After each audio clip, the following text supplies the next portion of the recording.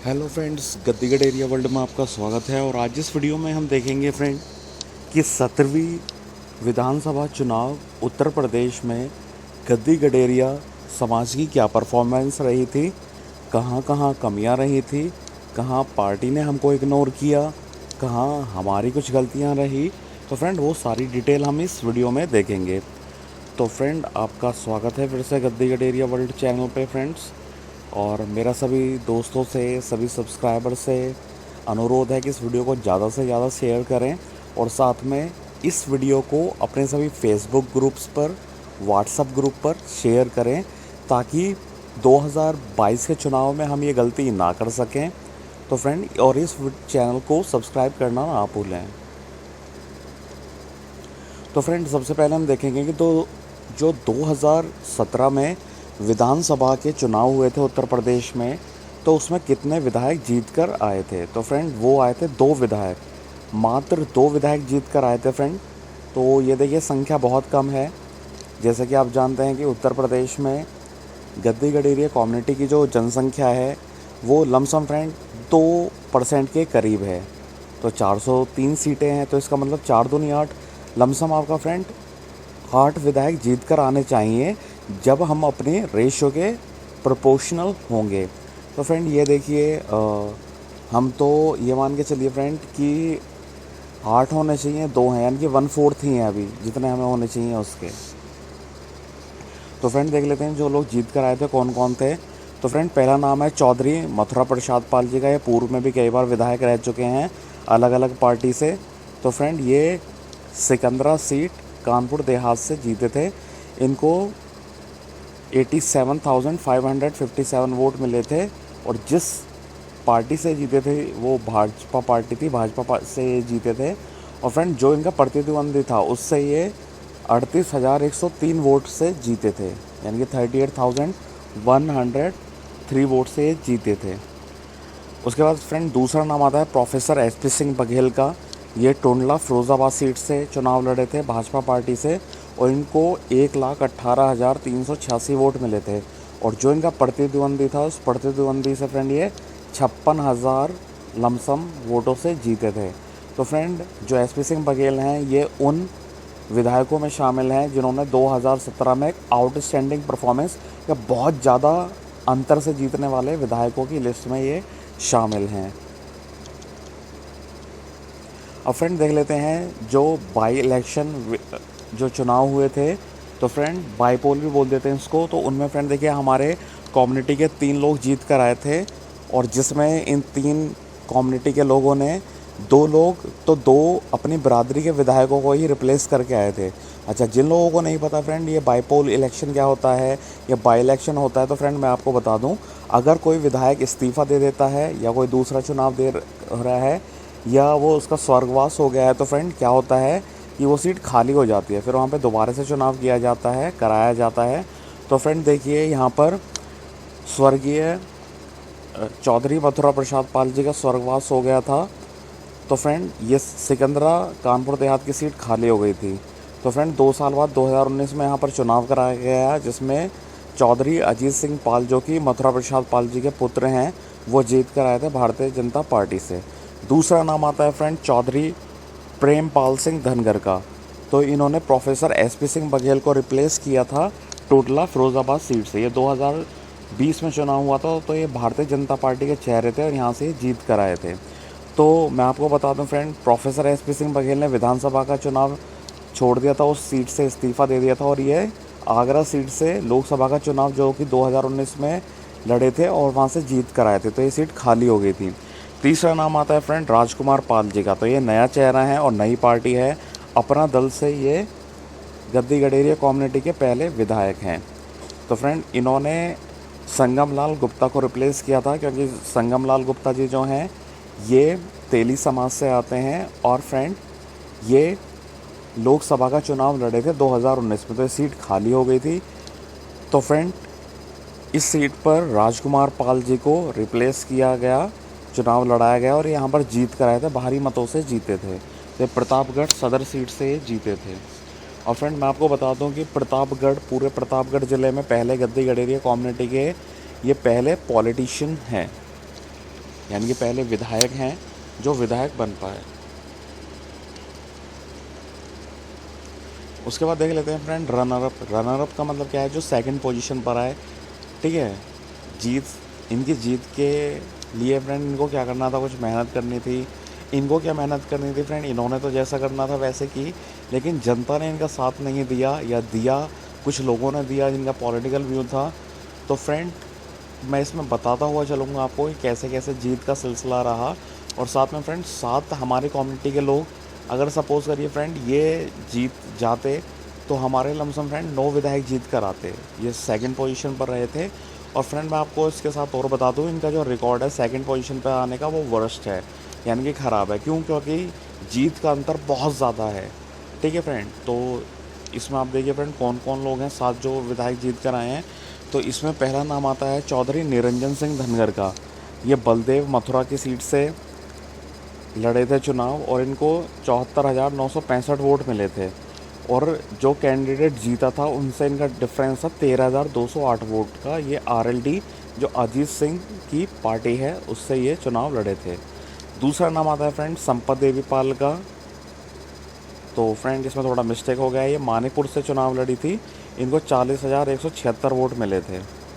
तो फ्रेंड ये जो हारी थी ये 44,464 वोट से हारी थी, और ये चुनाव जो लड़ी थी वो कांग्रेस पार्टी से लड़ी थी। फ्रेंड मैं आपको बता दूं कि फ्रेंड ये वीडियो थोड़ा लंबा हो सकता है, तो फ्रेंड इस वीडियो को आखिरी तक ज़रूर देखिए क्योंकि काफ़ी इंटरेस्टिंग होने वाला है। फ्रेंड आपको बहुत सारी चीज़ें सीखने को मिलेंगी आपको। उसके बाद फ्रेंड तीसरा नाम आता है चौधरी बनी सिंह बघेल का। ये सिकंदरा राव से चुनाव लड़े थे, इनको 61,256 वोट मिले थे। और ये जिस कैंडिडेट से हारे थे उससे 14,772 वोट से हारे थे। उसके बाद फ्रेंड फोर्थ नाम आता है श्री कृष्ण पाल जी का। ये गोपालपुर से चुनाव लड़े थे, इनको टोटल 56,018 वोट मिले थे, और ये सेकंड पोजीशन पर रहे थे। और जिस कैंडिडेट से फ्रेंड ये जीत हारे थे उससे 14,960 वोटों से हारे थे। फ्रेंड एक चीज़ मैं आपको बताना दे दूं, क्योंकि जिस सीट से फ्रेंड ये लड़े थे वहाँ पे मुस्लिम्स और राजपूत समाज और ब्राह्मण समाज बहुत है। तो फ्रेंड ये देखिए कि राजपूत ने इनको ये था कि भाई एक अति पिछड़ी जाति का, महापिछड़ी जाति का व्यक्ति श्री कृष्ण पाल, ये बीजेपी ने इसको यहाँ से कैसे वोट दे दिया, या तो ठाकुर को देते या राजपूत को देते। तो फ्रेंड उन्होंने बीजेपी की कर दी यहाँ पे ऐसी की तैसी, क्योंकि ये लोग जातिवादी लोग हैं। और फ्रेंड इन लोगों ने क्या किया कि भारतीय जनता पार्टी के महापिछड़ी जाति से आने वाले श्री कृष्ण पाल को वोट न दे करके समाजवादी पार्टी को वोट दिया और मुस्लिम कैंडिडेट को जिता दिया। फ्रेंड फिर नेक्स्ट नाम आता है चौधरी अयोध्या प्रसाद पाल जी का। ये अय्याज शाह सीट से लड़े थे, इनको कुल 29,000 वोट मिले थे। और ये जिस कैंडिडेट से हारे थे उससे 51,965 वोटों से हारे थे। मतलब हार का भी डिफरेंस फ्रेंड बहुत ज़्यादा है। और फ्रेंड इनका हार का रीज़न मेन क्या रहा, इन्होंने गलत पार्टी ज्वाइन कर ली। इन्होंने किसी कारणवश बहुजन समाज पार्टी से ये निकल चुके थे, तो इनको निकलने के बाद फ्रेंड क्या करना चाहिए था, इनको भारतीय जनता पार्टी में आना चाहिए था। लेकिन इनका ये रॉन्ग डिसीजन इनको हार की तरफ ले गया।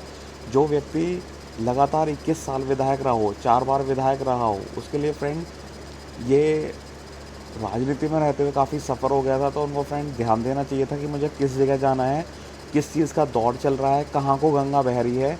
एक कहावत सुनी होगी फ्रेंड आपने, कुछ देखिए मैं कहावत को नहीं बोल पा रहा हूँ लेकिन उसका सार समझा देता हूँ कि नदी जिस तरफ बह रही है आप भी अपनी नाव उसी तरफ बहा दीजिए। तो फ्रेंड इन्होंने नाव उस तरफ नहीं बहाई, बीजेपी की तरफ नहीं बहाई, इन्होंने बीजेपी की पार्टी ज्वाइन नहीं करी। तो फ्रेंड ये समाजवादी पार्टी में आ गए, जो इनका हार का कारण भी बना। वरना अगर फ्रेंड 200% मैं दावे के साथ कह सकता हूँ अगर ये भारतीय जनता पार्टी को ज्वाइन कर लेते तो फ्रेंड भारतीय जनता पार्टी खुद ऐसे लोगों को ढूंढते, उनको जीत से मतलब है, तो वो इनको ज़रूर टिकट देती। ठीक है, अगर इनको ज़रूर पहले ये ज्वाइन करते और ज्वाइन करने के बाद इनको टिकट 100% होता। अगर नहीं होता तो फ्रेंड ऑप्शन है, बहुत सारे ऑप्शन है, इनको अपना दल ज्वाइन कर लेना चाहिए थी जो सोनेलाल पार्टी है। तो कम से कम फ्रेंड इनको, हालांकि जो वोट डिस्ट्रीब्यूशन हुआ होगा, अय्याज शाह सीट पर बीजेपी ने सीट मांगी होगी, तो फ्रेंड कहीं ना कहीं इनको कहीं और से लड़ाया जाता। तो कहने का सेंस ये है कि इनका रॉन्ग डिसीजन ही इनकी हार का कारण बना, और वो हार भी बहुत शर्मनाक हार। लेकिन फ्रेंड, एक खुशखबरी की बात है, 2022 के चुनाव में चौधरी अयोध्या प्रसाद पाल जी ने दोबारा से बहुजन समाज पार्टी ज्वाइन कर ली है। और बहुजन समाज पार्टी के ज्वाइन करने से फ्रेंड क्या है, जितने भी दलित लोग हैं, ठीक है, वो दलित लोग, स्पेशली जो जाटव कम्युनिटी के लोग हैं, कुछ पारसी कम्युनिटी के लोग हैं, वो भाजपा से खिसियाए हुए हैं, जिस कारण वो क्या करेंगे फ्रेंड, भाजपा को वोट ना दे करके, जिन्होंने गलती से मोदी लहर में बहकावे में आके कुछ भी समझ लीजिए वोट कर दिया था नरेंद्र मोदी यानी कि मोदी लहर को, यानी कि भाजपा को, वो इस बार बहुजन समाज पार्टी को ही वोट करेंगे। जिस कारण क्या है फ्रेंड, इस सीट पर गद्दी गडेरिया कम्युनिटी समाज भी बहुत है, और जो गद्दी गडेरिया कम्युनिटी की तरह जो समाज है, जैसे कुम्हार समाज हो गए फ्रेंड, कश्यप हो गए उधर के, जिसको वहाँ पर निषाद बोल देते हैं, और भी बहुत से लोग फ्रेंड, वो भाजपा को वोट ना दे करके बसपा को ही वोट करेंगे, जिस कारण शायद चौधरी अयोध्या प्रसाद पाल जी की किस्मत दोबारा से जाग जाए। उसके बाद नेक्स्ट नाम आता है फ्रेंड दबंग सुभाष पाल जी का। ये बिलग्राम मल्लावा सीट से खड़े हुए थे फ्रेंड, इनको 75,000 वोट मिले थे लमसम, और ये जिस कैंडिडेट से हारे थे उनसे 8,000 वोटों से हारे थे। तो फ्रेंड ये डिफरेंस ज़्यादा नहीं है, क्योंकि मोदी लहर थी। अगर मोदी लहर नहीं होती तो फ्रेंड डेफिनेटली सुभाष पाल जी जीतते, और इस बार फ्रेंड डेफिनेटली सुभाष पाल जीतेंगे, क्योंकि ये जिस मध्य अवध प्रदेश के हिस्से में आते हैं, वहाँ पर फ्रेंड क्या है कि एक इलाहाबाद को छोड़ के, सॉरी फ्रेंड, लखनऊ को छोड़ के, या लखनऊ के थोड़ा बहुत आसपास के एरिया को छोड़ के, वहाँ पर लोग सपा के सपोर्टर बनते जा रहे हैं। तो फ्रेंड डेफिनेटली इस बार जीतेंगे। उसके बाद फ्रेंड नेक्स्ट नाम आता है चौधरी विजय बहादुर पाल का। तो फ्रेंड देखिए, जो चौधरी विजय सिंह बहादुर पाल हैं, ये 2 बार विधायक रह चुके हैं, पूर्व में 1 बार जिला पंचायत अध्यक्ष रह चुके हैं करनौत से की तिवरा सीट से। तो फ्रेंड इनको 75,783 वोट मिले थे, और ये जो फर्स्ट कैंडिडेट आया था, तो इनकी हार फ्रेंड वो 24,209 वोटों से हुई थी। तो फ्रेंड देखिए, ये डिफरेंस कई बार ऐसा रहा है गद्दी गडेरिया कम्युनिटी में, कि गद्दी गडेरिया कम्युनिटी जो सेकंड पोजीशन पर आई, उनको वो 500 वोट से हार गई, 1000 वोट से हार गई, या 2500 वोट से हार गई। लेकिन फ्रेंड अगर यहाँ पे आप डिफरेंस देखें तो फ्रेंड ये 10,000 से सारे ही हैं ऊपर, ठीक है। और ये देखिए जो 5th नंबर पर हैं चौधरी अयोध्या प्रसाद पाल, ये तो फ्रेंड देखिए 5 गुना है, 10,000 के भी 5 गुना है। तो फ्रेंड देखिए, कई बार गद्दी गडेरिया कम्युनिटी जो हार हुए हैं उनकी, वो कभी कभार 500 वोटों से हुई है, 1000 वोटों से हुई है, जो सेकंड पोजीशन पर रहे हैं। तो यहाँ देखिए फ्रेंड काफ़ी ह्यूज डिफरेंस था। लेकिन फ्रेंड क्या है, समय समय हमेशा एक जैसा नहीं रहता, बदलता है। तो फ्रेंड आगे बढ़ते हैं हम, फ्रेंड देखते हैं अब जो 3rd पोजीशन पर आए थे। तो 3rd पोजीशन पर फ्रेंड 2 लोग आए थे। एक श्रीमती पूजा पाल, जो इलाहाबाद पश्चिम से लड़ी थी, इनको 40,400 वोट मिले थे। और ये फ्रेंड जो सेकंड कैंडिडेट आया था उसको मिले थे 6,994 वोट, और जो फर्स्ट कैंडिडेट जो जीता था उसको 85,300 वोट मिले थे, और ये बहुजन समाज पार्टी से आई थी। और फ्रेंड मैं एक चीज़ और बता दूं, पूजा पाल जी ने भी वही गलती की है जो पहले गलती की थी अयोध्या प्रसाद पाल जी ने। ये बसपा को, या तो ये दोबारा से बसपा में अपनी एंट्री कर लें, या फ्रेंड ये क्या करें कि भाजपा को ज्वाइन कर लें, अपना दल को ज्वाइन कर लें। अपना दल पार्टी पूजा पाल का काफ़ी रिस्पेक्ट करती है, ठीक है फ्रेंड। तो ये मिस्टेक क्या करनी है फ्रेंड, इन्होंने समाजवादी पार्टी ज्वाइन कर ली है, ठीक है। तो गद्दी गडेरिया कम्युनिटी भी नहीं चाहेगा, क्योंकि राजू पाल जी के बारे में सब जानते हैं किस तरीके से समाजवादी पार्टी के गुंडे बदमाश ने, या समाजवादी पार्टी के कुछ जो टॉप लीडर थे, या खुद जो समाज पार्टी के प्रेसिडेंट थे, उनकी देखा रेखी में मर्डर कराया गया था राजू पाल जी का। तो ये बहुत गलत कर रही हैं पूजा पाल जी।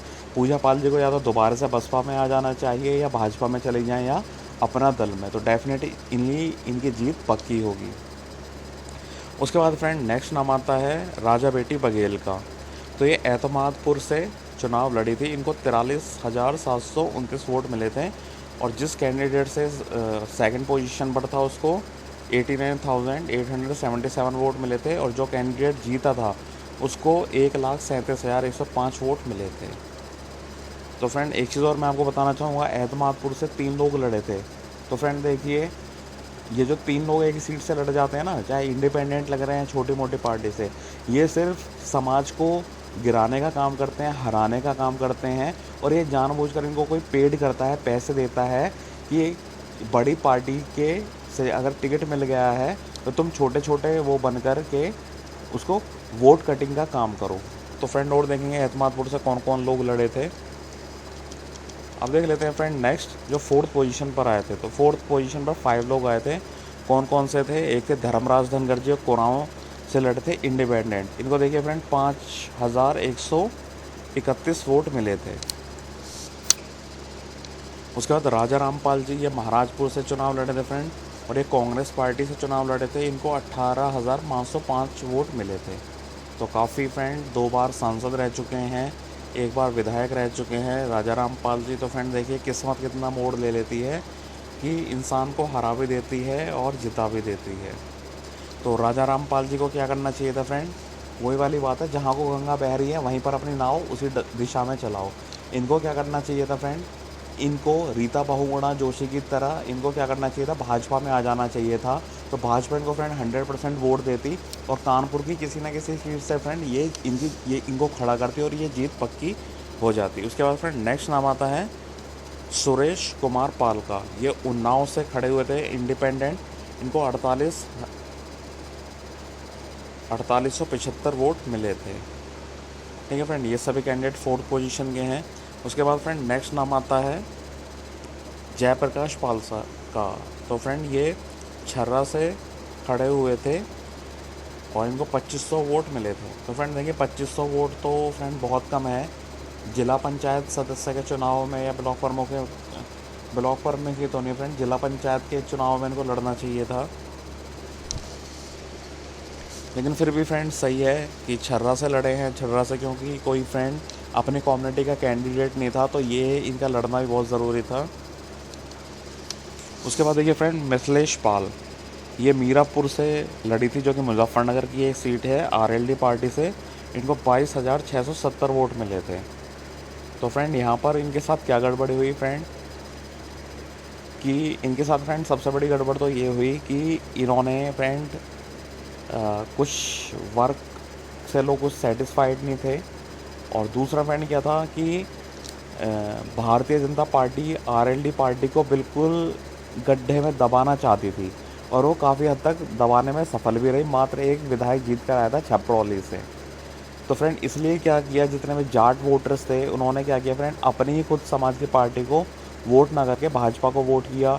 गद्दी गडेरिया कम्युनिटी ने भी फ्रेंड क्या किया, क्योंकि वहाँ पे मुजफ्फरनगर में हिंदू मुस्लिम ज़्यादा होता है, तो उन्होंने हिंदू की पार्टी यानी कि भारतीय जनता पार्टी को वोट किया। उन्होंने आरएलडी को इसलिए नहीं किया फ्रेंड क्योंकि आरएलडी ने बहुत सी सीटों पर मुस्लिम कैंडिडेट उतारे थे, जो कि फ्रेंड मुस्लिम कैंडिडेट जो हैं वो हिंदू मुस्लिम का वहाँ बड़ा विचित्र दंगे वंगे होते रहते हैं, इसलिए इन्होंने सपोर्ट नहीं किया। उसके बाद फ्रेंड नेक्स्ट देख लेते हैं अदर कैंडिडेट जो किसी न किसी पार्टी से लड़े, छोटी मोटी पार्टी से, बड़ी पार्टी से, समाज की खुद की पार्टी से, और उनकी क्या पोजीशन रही। तो फ्रेंड उसके बारे में मैं आपको डिटेल में बताता हूँ। तो फ्रेंड देखिए पहला नाम आता है विजय सिंह बघेल का। ये एतमादपुर से लड़े थे राष्ट्रीय सोशलिस्ट समाज पार्टी से। इनको मात्र 290 वोट मिले थे और इनकी 14वीं पोजीशन थी।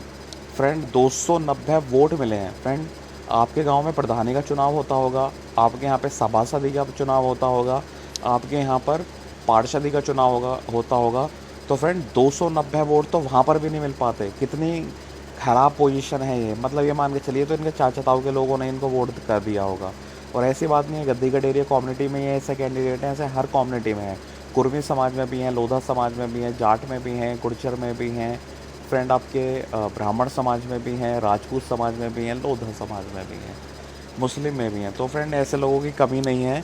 लेकिन फ्रेंड इनको क्या करना चाहिए था, जब पार्टी को भी ये सोचना चाहिए था, राष्ट्रीय समाज सोशलिस्ट समाज पार्टी को, कि एतमादपुर से जब अपनी कम्युनिटी का एक व्यक्ति खड़ा है तो मैं एतमादपुर से क्यों लड़ाऊँ उसे, क्यों अपने समाज का नुकसान करूं। उनको भी पता होता है फ्रेंड मेरी पार्टी नहीं जीतने की, राष्ट्रीय सोशलिस्ट समाज पार्टी। लेकिन वो फ्रेंड क्या करते हैं, कोई जो जिसको बड़ी पार्टी से टिकट मिला उसको हराने में ज़रूर उनका महत्वपूर्ण योगदान होता है। 290 फ्रेंड कुछ नहीं होता। ऐसे मान के चलिए कि आपके अगर स्कूल में 100 नंबर का पेपर हो रहा है और 100 नंबर में से फ्रेंड आपके 1 नंबर भी ना आए, 0 ही आए, तो 0 ही मानिए, इनको 0 ही वोट मिला है। क्योंकि 290 से ज़्यादा तो फ्रेंड लोग पार्षदी सभासदी में इससे ज़्यादा वोट ले जाते हैं।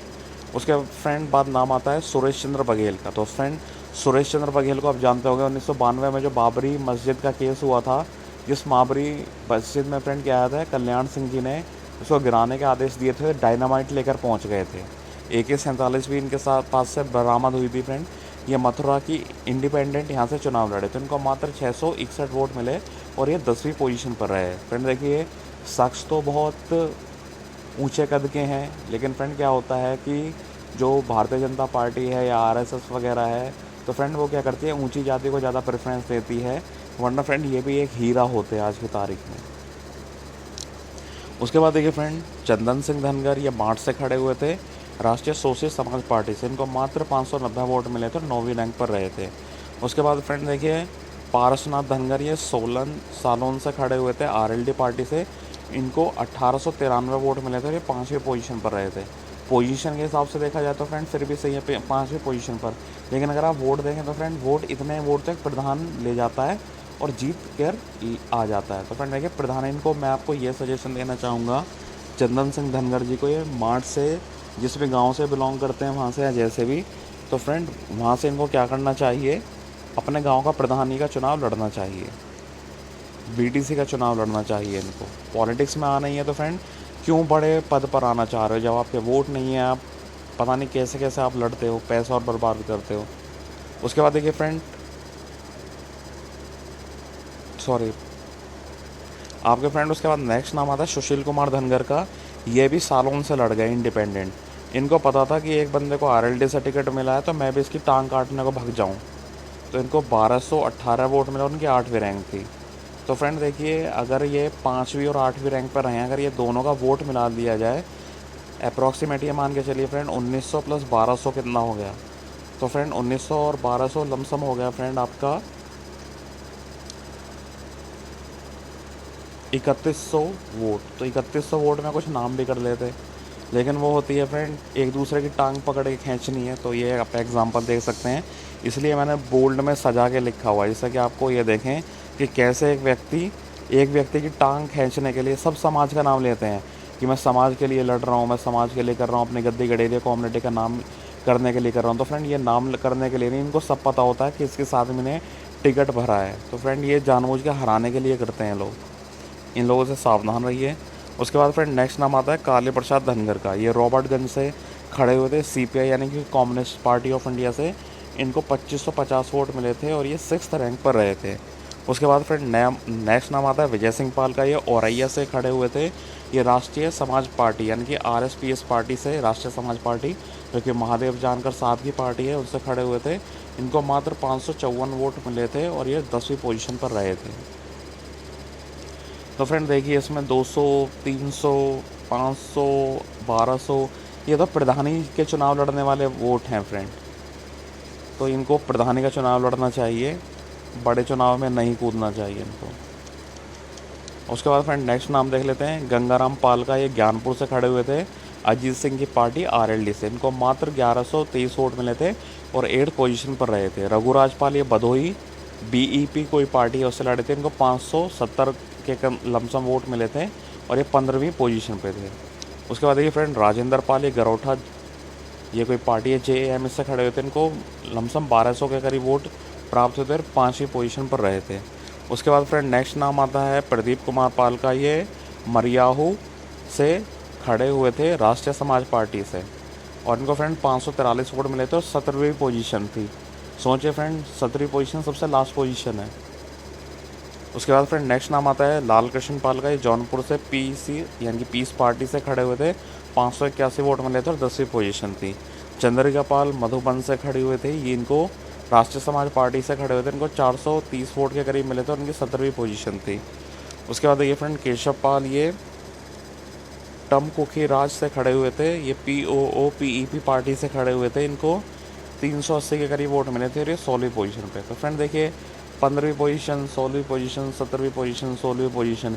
ये फ्रेंड वो इस तरीके से, सपोज करिए आप कहीं फ़ौज में दौड़ लगाने गए हैं और इस दौड़ में 100 के करीब कैंडिडेट दौड़े, तो फ्रेंड जो सबसे लास्ट के जो 2 कैंडिडेट होते हैं ना, जो हार के सांस फूला होता है, करने उनको रेस 4 मिनट में कंप्लीट पूरी होती है या 6 मिनट में करनी होती है पूरी, और वो 8 मिनट में पूरी करके आता है, उसके बाद भी सबसे लास्ट उस पर। तो ये उस तरीके के कैंडिडेट हैं फ्रेंड। उसके बाद देखिए फ्रेंड राजेंद्र कुमार पाल जी इलाहाबाद वेस्ट से खड़े हुए थे। इस सीट पर पूजा पाल चुनाव लड़ रही थी। ये उनकी टांग काटने के लिए ये आ गए। इनको मात्र 435 वोट मिले और ये 9वीं पोजीशन पर रहे। उसके बाद देखिए फ्रेंड, कृष्णा पाल ये अय्यासा सीट से इंडिपेंडेंट कैंडिडेट खड़े हुए थे। इनको मात्र 283 वोट मिले और 16वीं पोजीशन थे। अय्यासा सीट पर फ्रेंड चौधरी अयोध्या प्रसाद पाल चुनाव लड़ रहे थे, लेकिन उनको काटने के लिए फ्रेंड ये कृष्ण पाल जी खड़े हो गए। उसके बाद फ्रेंड नेक्स्ट नाम आता है धर्मेंद्र सिंह पाल का। ये भोजपुर से खड़े हुए थे। इनको 528 वोट मिले और 9वीं पोजीशन थी। उसके बाद नेक्स्ट नाम देखिए फ्रेंड, राजकुमार पाल ये भगवंतपुर से खड़े हुए थे। राष्ट्रीय समाज पार्टी से 818 वोट मिले और 11वीं पोजीशन पे। विनोद कुमार पाल जी पूर्वा से खड़े हुए थे। राष्ट्रीय समाज पार्टी से इनको 578 वोट मिले थे और 10वीं पोजीशन पे थे। उसके बाद फ्रेंड नेक्स्ट नाम आता है बैजनाथ पाल का। ये पूर्वा सीट से खड़े हुए थे इंडिपेंडेंट। इनको 961 वोट मिले थे, 8वीं पोजीशन पर रहे थे। उसके बाद फ्रेंड नेक्स्ट नाम देखिए नीरज कुमार पाल का। ये लखनऊ कैंट से खड़े हुए थे। पीएमयूपी पार्टी से इनको मात्र 178 वोट मिले थे और ये 14वीं पोजीशन पर थे। 178 का मतलब फ्रेंड क्या हो गया कि इनकी जो गली मोहल्ले में कुछ गद्दी गडेरी कम्युनिटी रहती होगी, उनमें से कुछ लोगों ने कर दिया होगा, कुछ इनके रिश्तेदारों ने कर दिया होगा। लखनऊ तो काफ़ी बड़ा है। कुछ एक दो इनके यार दोस्तों ने कर दिया होगा, चल यार तो मेरा यार है, चलो कर देते हैं। तो फ्रेंड देखिए इस तरीके से ये मैं थोड़ा सा आपको मेरी बात बुरी लग रही होगी, लेकिन ये कहीं ना कहीं मैं एक कड़वा सच बोल रहा हूँ फ्रेंड आपको। अब उसके बाद देखिए फ्रेंड, जो लास्ट दो कैंडिडेट हैं, एक है तुलशन पाल। ये सिकोहाबाद से खड़े हुए थे। बीएलएसपी पार्टी से इनको मात्र 250 वोट के करीब वोट मिले थे और ये 10वीं पोजीशन पर रहे थे। उसके बाद आखिरी है फ्रेंड कैंडिडेट सुभाष चंद्र पाली का। ये अतरौली से खड़े हुए थे। एसएसकेपी पार्टी से इनको 335 वोट मिले थे और ये 14वीं पोजीशन पर रहे थे। और उसके बाद देख लेते हैं फ्रेंड किस किस पार्टी ने कितना वोट दिया। तो देखिए फ्रेंड, सबसे पहले मैं आपको बताना चाहूँगा भारतीय जनता पार्टी। तो फ्रेंड देखिए, भारतीय जनता पार्टी ने 3 लोगों को टिकट दिया था, जिसमें मात्र 2 जीत कर आए। भाजपा ने फ्रेंड देखिए लोधी समाज को काफ़ी टिकट दिए। सैनी साक्या मौर्य कुशवाहा समाज को काफ़ी टिकट दिए। ब्राह्मणों को काफ़ी टिकट दिए। राजपूतों को, जाटों को, गुर्जरों को, ठीक है, तेली समाज को। तो फ्रेंड सब समाज को दिए, लेकिन गद्दी गडेरी समाज को इन्होंने इग्नोर किया। तो फ्रेंड इस वजह से मोदी लहर का मज़ा गद्दी गडेरिया कम्युनिटी नहीं ले पाई। अगर गद्दी गडेरिया कम्युनिटी में फ्रेंड भाजपा 5 या 6 टिकट दे देती, तो फ्रेंड इस बात की गारंटी है कि 5 लोग तो जीत कर ही आते। उसके बाद फ्रेंड देखिए, इंडियन नेशनल कांग्रेस यानी कांग्रेस पार्टी से 2 लोगों को टिकट दिया था। बहुजन समाज पार्टी, इन्होंने भी मात्र 2 लोगों को टिकट दिया था। समाजवादी पार्टी ने 5 लोगों को टिकट दिया था। आरएलडी पार्टी ने 6 लोगों को दिया था। अपना दल ने किसी भी कैंडिडेट को नहीं दिया। राष्ट्रीय समाज पार्टी ने अपनी जो गद्दी गडेरी कम्युनिटी की पार्टी है, उसने 12 कैंडिडेट उतारे थे, जिसमें कुछ गद्दी गडेरी कम्युनिटी के हैं, कुछ दूसरी कम्युनिटी के थे। राष्ट्रीय सोशलिस्ट समाज पार्टी ने फ्रेंड 6 कैंडिडेट को टिकट देकर उतारा था। ठीक है फ्रेंड, तो ये था एक ब्यौरा हो गया फ्रेंड आपका। अब उसके बाद देख लेते हैं फ्रेंड, ये फ्रेंड जो आपका डाटा है, ये राष्ट्रीय समाज पार्टी का डाटा है, जिसमें 12 कैंडिडेट उतारे थे। तो फ्रेंड देखिए इनका रिकॉर्ड देखिए, जैसे कि इन्होंने राम कुमार पाल को टिकट दिया था भगवंतपुर से। विनोद कुमार पाल को टिकट दिया था, इनको मात्र 0.24% वोट मिले। श्रवण पाल को, जो कि प्रतापगढ़ सदर से खड़े हुए थे, इनको 0.67 वोट मिले थे। मनोज कुमार सोरान से खड़े हुए थे। शिव भजन पाल 12 से खड़े हुए थे। चंद्रिका पाल मधुबन से। प्रदीप कुमार पाल मरियाहू से। परवीन कुमार पांडे रोहानिया से। जयप्रकाश पाल सेवापुरी से। विजय सिंह पाल औरैया से। सुशील कुमार पाल, ये फ्रेंड या सुशील कुमार जी, इनको 96 सीट से खड़े हुए थे और फ्रेंड इनको 2064 वोट मिले हैं। यानी कि आरएसपी पार्टी यानी कि राष्ट्रीय समाज पार्टी, या इसको जो उत्तर प्रदेश में रजिस्टर्ड है आरएसपीएस के नाम से रजिस्टर्ड है।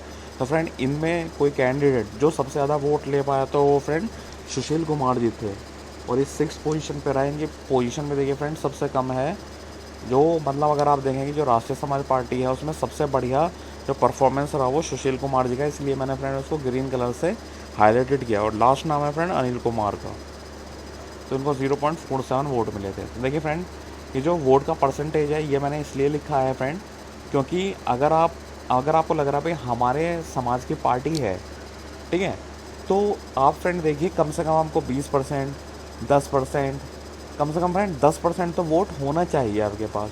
और देखिए फ्रेंड सारा ही जीरो में रिकॉर्ड घूम रहा है, 0.5, 0.63, 0.87। तो फ्रेंड ये कुछ नहीं होता, इससे ना तो किसी बड़ी पार्टी पे कोई इफ़ेक्ट पड़ता है, ना किसी बड़ी पार्टी का ध्यान आपकी तरफ जाता है। ना भाजपा का ध्यान आपकी तरफ जाएगा, ना कांग्रेस का जाएगा, ना सपा का जाएगा, ना बसपा का, ना आम आदमी पार्टी का, मतलब किसी का ध्यान आपकी तरफ जाएगा नहीं, क्योंकि आपने कोई अच्छा परफॉर्मेंस तो किया नहीं है। 10% से ज़्यादा आप वोट लेके नहीं आए। फ्रेंड, पार्टियां जब आप पर ध्यान देंगी जब आप 10% से ज़्यादा वोट लेकर आएँ। तो वोट परसेंटेज फ्रेंड मैंने इसीलिए लिखा हुआ है ताकि आप पॉलिटिक्स में जो नए नए लड़के हैं, नए नए लड़के नहीं कहूँगा, नए नए लौंडे बोलूँगा मैं फ्रेंड, उनको कोई ज्ञान व्यान होता नहीं है, उनको बस महत्व नहीं पता, किसी वैल्यू का पता नहीं, किस वैल्यू को पे क्या होना चाहिए। तो फ्रेंड ये वोट परसेंटेज मैंने इसलिए लिखा हुआ है।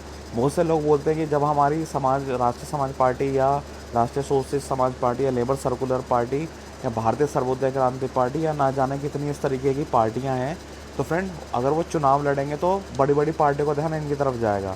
तो फ्रेंड किसी का ध्यान नहीं जाने वाला जब तक आप 10% से कम वोट ला रहे हो। और दूसरा फ्रेंड मैं आपको बता दूं कि अगर आप 10% वोट ले आए तो ऑटोमेटिकली सबका ध्यान आपकी तरफ जाएगा, अगली बार वो आपके साथ गठबंधन करना चाहेगी।